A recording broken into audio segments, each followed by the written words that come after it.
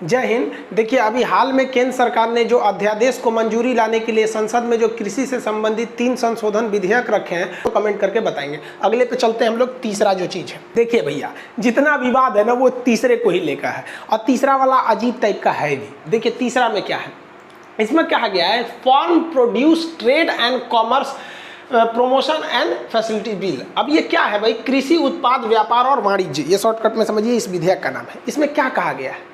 कहा गया है कि जो किसान अपना अनाज उत्पादित कर रहा है, अब वो ट्रक्स में ट्रैक्टर में लोड करके लाता था और मंडियों में बेचता था, ठीक है? कहाँ बेचता था? मंडी में। अब वो चाहे तो मंडी के अलावे और भी कहीं बेच सकता है। हमको तो इसी पे सबसे ज़्यादा हंसी आता है। अरे भैया, खुद गवर्नमेंट की एक संस्था है NSSO, जो बेरोजगारी का भी आंकड़ा देती है और इन लोग का भी आंकड़ा देती है। इसको सरकार ने खत्म कर दिया कि ससुराल रहेगा तो बार बार बेरोजगारी का आंकड़ा देगा। ये आंकड़ा दे देगा तो सब कहेगा सर रोजगार दो, इसलिए ना रहेगी बांस ना बजेगी बांसुरी। अब आंकड़ा ही नहीं मिलेगा बेरोजगारी का। तो ये NSSO ने क्या कहा कि पूरे हिंदुस्तान में जितनी खेती होती है ना, उसका महज 6% ही मंडी में जाकर बिकता है।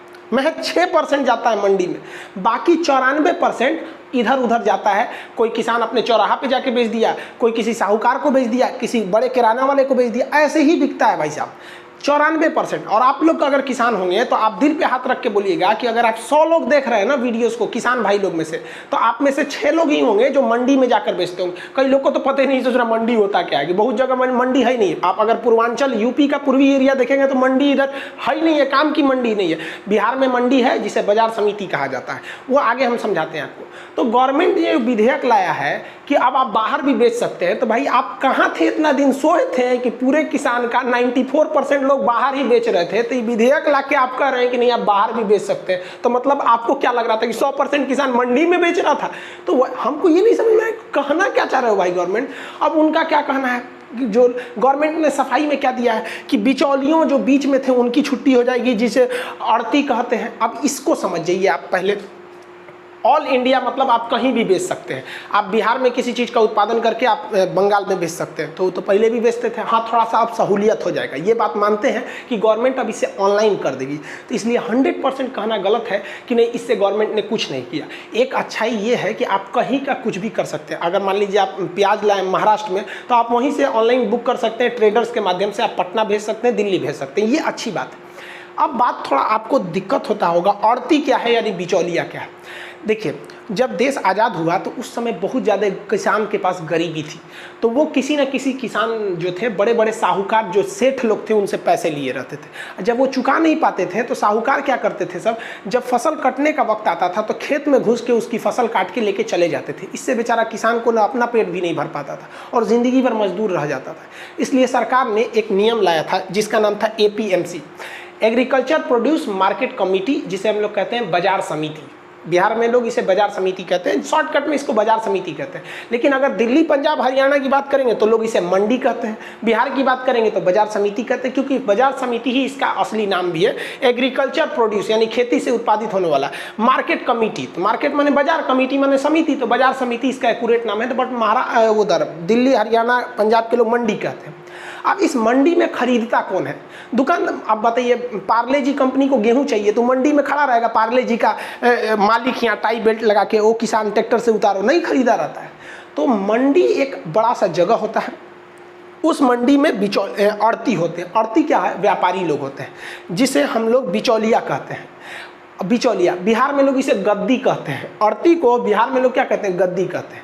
मतलब अगर कोई किसान है, उसके यहाँ एक ट्रैक्टर टमाटर हो गया, एक ट्रैक्टर क्या हो गया? टमाटर हो गया।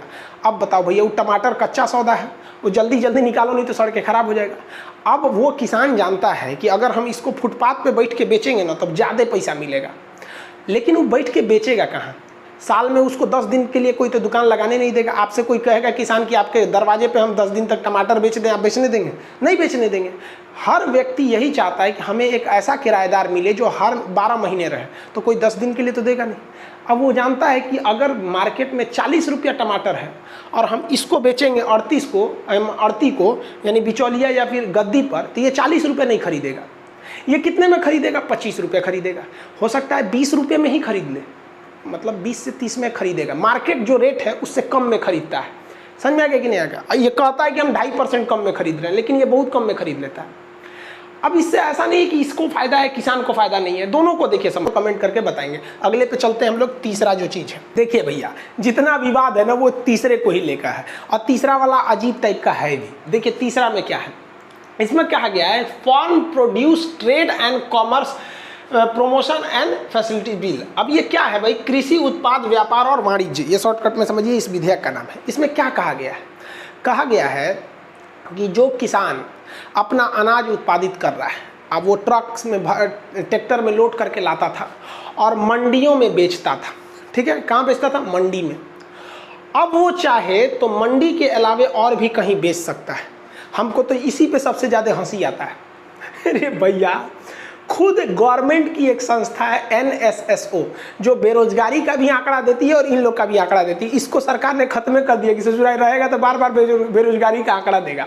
ये आंकड़ा दे देगा तो सब कहेगा सर रोजगार दो, इसलिए ना रहेगी बांस ना बजेगी बांसुरी। अब आंकड़ा ही नहीं मिलेगा बेरोजगारी का। तो ये NSSO ने क्या कहा कि पूरे हिंदुस्तान में जितनी खेती होती है ना, उसका महज 6% ही मंडी में जाकर बिकता है।